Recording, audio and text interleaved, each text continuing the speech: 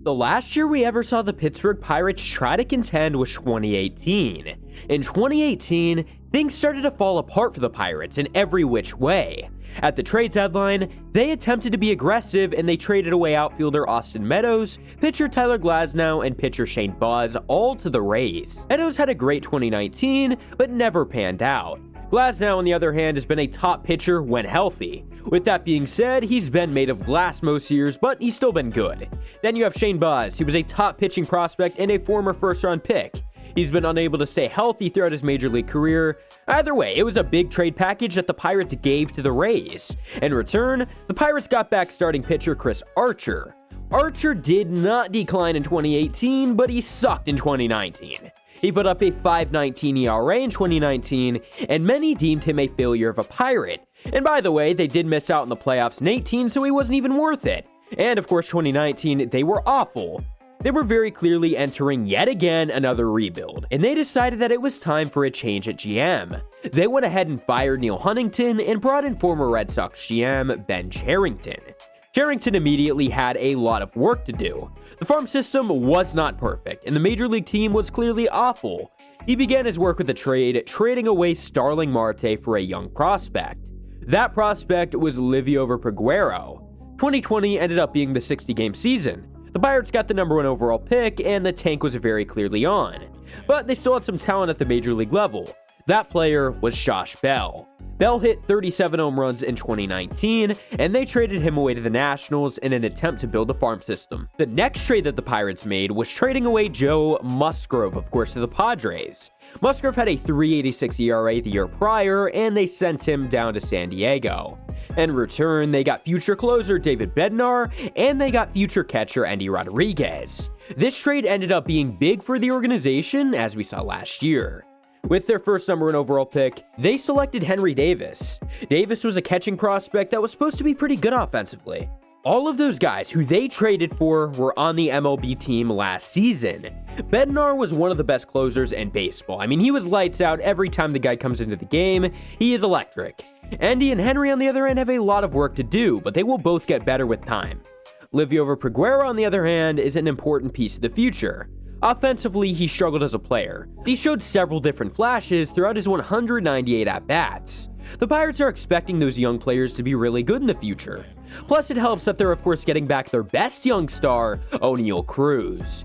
Cruz has one of the best arms in baseball and one of the best bats in baseball. Very, very big player and a very strong player at that. His 2023 may have been cut due to injury, but we expect him to be elite next season. The biggest problem for the Pittsburgh Pirates right now is the lack of pitching.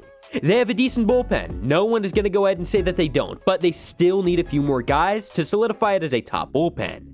But the main issue is the rotation. The rotation is just a complete and utter mess for Pittsburgh, and that is a problem.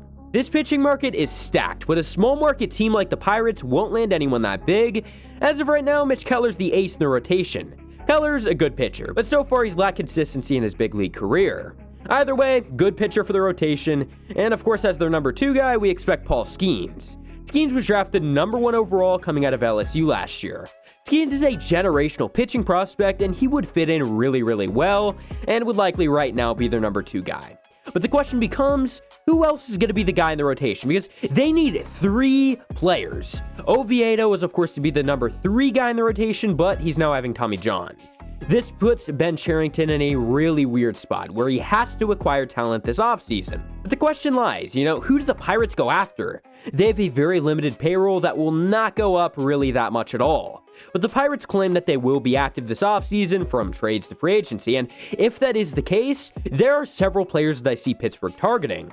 Number 1 is a little bit of a maybe, but I think that Trevor Bauer could wind up in Pittsburgh. It's a small market for him to prove himself in a year that they especially plan on being competitive. Not to mention, I'm sure that the Pirates are targeting a 1-year deal for a pitcher, and Bauer would love to have a 1-year prove-it deal. Bauer could be that option for the Pirates. But what about the back end of the rotation? Where do the Pirates go from there? Well, I think the next 2 would also be a little bit more cheaper is what I would go ahead and say. One of the better players they could target is James Paxton. Paxton is a lefty veteran at 35 years old. He pitched a 4.50 ERA with the Red Sox last season, and he was arguably their best pitcher for quite a few months. But then the second half of his season fell apart completely, and he struggled very badly. His season ended in early September, where he did step it up a little bit, I'll say that. He'd be a cheaper guy who gives you good outings on the mound, but he is bound to have injuries. We just know that about him at this point. So now your rotation is Mitch Keller, Paul Skeens, Trevor Bauer, and James Paxton. But I do not think that they'll end up making another move here for the 5 spot. Instead, they'll go with an option in-house. From Roansy Contreras to Luis Ortiz, they have options. Of course, both have shown quality outings in the past, and I think one of those guys at number 5 wouldn't be too bad.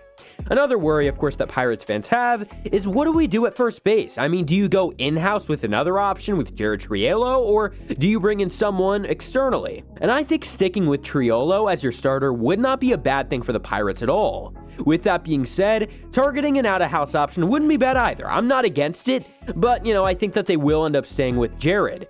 So, here's what you can do. You bring back Carlos Santana, let Santana come off the bench, maybe even start a few games. I mean, he had 23 bumps in 2023, and coming off the bench, yeah, that would be very, very nice for the Pirates. Have him play every once in a while. I think overall that could be a good move. The last move that I could see the Pirates doing is giving the Padres prospects and bringing in Ha-Seong Kim. Now, this is one I'm unsure of, but this is a big splash that the Pirates could do. The Padres are looking to trade away payroll, and the Pirates adding Kim to the lineup would really be big, considering how good of a player that he is. Plus, he gives good defense in the infield. We also wonder, is Derek Shelton the answer at manager? I mean, they've struggled with several injuries throughout his time. And I don't believe that it's necessarily a player issue, and instead I do think that it is actually a Derek Shelton issue. I mean, we know, he overpitches the hell out of his guys, which I would say, yes, that is the reason it is happening, because he pitches his guys way too much. And that's why you see dead arms all the time on the Pirates. But at the same time, you can't blame all of it on him. I mean, what do you expect from a manager who is given a very bad team to manage? I mean, is he supposed to just put out a 5 ERA bullpen and a tie game?